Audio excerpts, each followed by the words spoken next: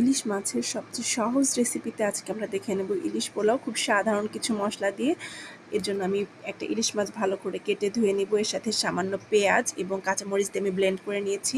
এর সাথে একটু জিরা বাটা আর একটু আদা বাটা দিব, কোনো রসুন বাটা ইউজ করব না।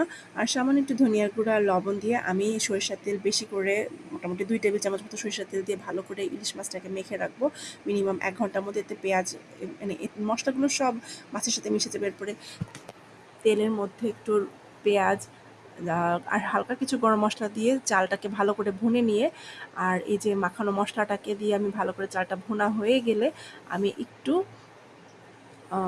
মাছগুলোকে মানে ভাতগুলো হওয়া হওয়া অবস্থায় আমি মাছগুলো দিয়ে দিব। এবার ঢেকে দিব আধা ঘন্টার জন্য এবং নামিয়ে নিব। শেষ। আল্লাহ হাফেজ।